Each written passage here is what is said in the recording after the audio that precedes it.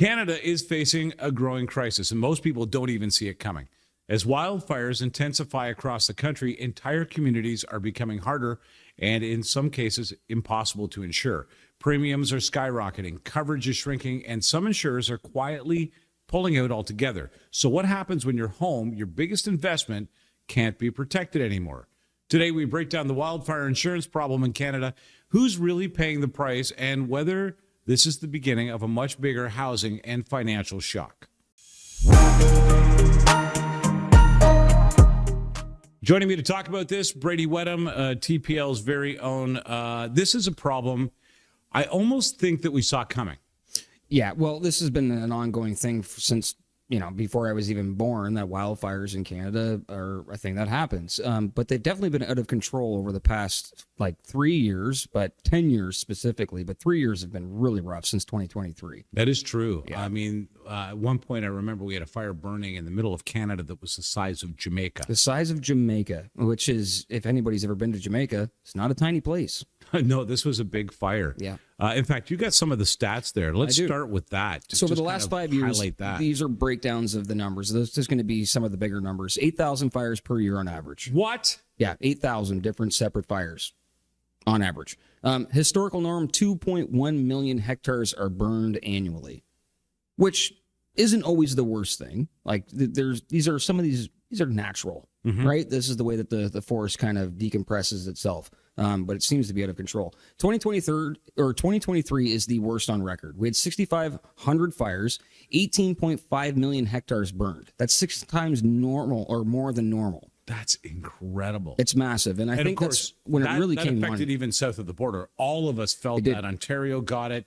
Several provinces were affected by it. A lot of American social media is just filled with saying what's going on in Canada because my backyard is basically smoked out and fogged out. Yeah. So that was the big one. That's the one that made us all take a look at the wildfire situation. Obviously, it's 2023. There was a fire in every single province and territory, which means there wasn't a portion of Canada that didn't have some sort of outbreak. That's incredible. Yeah. 2024, 5,600 fires, 5.3 million hectares burned. 2025, 5,000 fires, 8.9 million hectares burned. So it seems like it doesn't really matter the amount of fires. It more amounts about the amount of wind, the moisture that year, dryness, et cetera, et cetera. The current reality is that thousands of fires are still active each season, and the burning rate is well above the historical averages if you're looking at this per year. So we are headed in a direction where, and so therefore, not surprising the insurance companies are taking a stance where they're losing money against this year over year incrementally. And the reports for the past couple of weeks directly on the news, I've seen everything from Vancouver companies don't want to insure some of these places anymore. Yeah. Is there misconceptions going on? Because I can't see insurance companies just pulling out of nowhere. It's funny that you say that. I think some of the headlines have been a little bit deceptive. What they're actually doing, here's kind of the real story. They're partnering with wildfire defense services to protect homes. In other words, before you can get insurance, they want to make sure that you have the right fire protection on your property, that it's maintained to a degree that it's not going to get entangled further in the wildfires. And then they're reassessing exposure and avoiding high-risk regions altogether. So the insurance companies are actually assessing this right now. So maybe you don't have the answer for this, but I'll ask you anyway. Well, maybe you do. If I was a young person and I'm going into, let's say, Alberta, right, where some of these fires seem to be predominant, and it's my first time buying a house, and I've never had to deal with an insurance company or home insurance before outside of renter's insurance, and I'm going to set up my insurance, are they actually going to give me insurance if there has been fires in the vicinity? Right now, likely yes. But what they will also likely do is push you toward a higher deductible because your insurance rates will be higher. And, basically they'll insist that you extend coverage accordingly, which would be more than you might need to pay in a city or in a non-affected region. So really what's happening is the insurance industry is compensating for a problem that is growing. If we saw an immediate increase in car accidents, car insurance would go up. And in fact, in certain parts of Canada, they have. That is true. Brampton is a perfect example. There are if you live in Brampton, your insurance is usually 1/3 or Yeah, 1/3 higher than it would be if anywhere else in the GTA. You know what? I don't even know what the number is anymore because it might even be higher than that. Yeah. But depending on what's going on in insurance in a certain area and the response and the problems that insurance has had to pay off, obviously they're going to compensate for it. Well, remember last year, I think it was the beginning of the fall, we did an episode where we brought up a live map of all of the fires going on around Canada at that time. Yeah. And it almost looked like it was a video game. Like this couldn't possibly, most of the country seemed like it was on fire at some point last year. Midsummer was a terrifying map to look at. And of course, the effects of it we were feeling at the time, right to the point where furnaces, air conditioning systems, mechanics in certain cities required different service suddenly, different filters, because they were having to deal with this smoke problem that was so immense. And of course, dealing with those fires, we had fire bombers going in. Not enough. Our fire service stretched to its nth. Yeah. And now new fire bombers are on the way. So thank goodness. To some degree, the government is trying to react to this as well. Well, for years they didn't. Like in 2023, it seemed like we had no answer. Last year, it seems like we were putting a plan together. It seems like heading into this year, we actually have a plan this time. Well, I think that we've also let forestry step back a little bit, and that has been a huge problem ongoing here in Canada, that we're not allowing for the right kind of culling, the right kind of cleaning of the forest. And, it's so funny because here we stand at the precipice of everybody in the world pointing a finger at Donald Trump. But the one thing he did say was, we need to clean up our forests. We just clean them up. We almost made it through an entire episode without that impression. It's not a great impression. I'm so sorry. It's not that I don't like it. I'm surprised that we almost made it through an entire episode with it. Okay, so yes, we have a problem. I don't recall doing it. Maybe I did.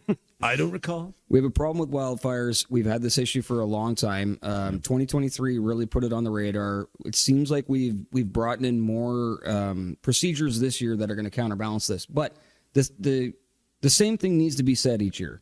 If you are camping, make sure your campfire is put out. Yeah. If you are a smoker, whether that's nicotine, cigars, cannabis, whatever it is, make sure you are not flicking this into the bush. Do not flick it into your backyard. These little teeny tiny steps that we could take as everyday Canadians to stop some of these wildfires getting out of control. Yes, there is an ecosystem inside of the forest. It does its own thing. We don't help. We can't. I think many of the fires that we're talking about are human problems, and a lot of them are proven to be that. Of course, you're right. Nature, lightning strikes, and it does its thing. It does its thing. But how we handle it when it comes up really will make a difference. And it's funny because industry experts in the insurance business aren't hiding. They're not running away from this increase. The media will make you think that they were, though, because like I said, for the past couple of weeks, I just see every headline I've seen about wildfires is we're not going to insure this house anymore, or this area of Vancouver doesn't get insured anymore, or this area of Alberta is not going to be insured anymore. Sounds like that's not the actual truth. Well, not insured at the same rate, not insured for the same things, and new requirements might be made. But even industry experts are saying, look, this trend could lead to parts of Canada becoming effectively uninsurable altogether. Really? Absolutely. Once again, like a problem in your driving history that makes it impossible to insure you, where you live and proximity to that kind of danger will make a difference in the future to what you're paying. And it's obviously so. So when we take a look at what this problem is, I think it does behoove the federal government to make sure for the first time in decades, we're actually looking at our forestry from a management perspective and not just let's be growing, because what's been left is problematic fires that are costing civilians. Well, and if those problematic fires keep going, we're going to end up just overpopulating PEI. Yeah, we'll all just head over there. All head over there. Everyone in Charlottetown. Yeah. I know you've had it really good for however long. There's only been 30,000 of you there. But there's going to be 1 million of us showing up very soon if we don't get this taken care of. I call Anna Green Gable's house.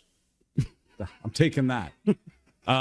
What I would love to do is get feedback from the people watching or listening to this right now. Are your insurance rates going up because of this? I'd like to hear from you and what kind of rates you're paying that you didn't expect to pay. Have you heard from your insurance company?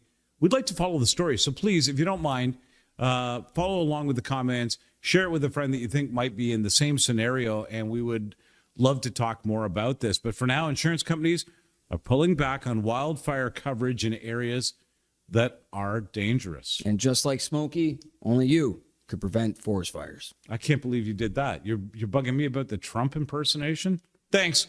We'll catch you next time right here on TPL. Don't forget to subscribe, tell a friend, and if you don't mind supporting what we do, it keeps the wheels on the cart, and every day we're growing thanks to you. So we'll see you next time.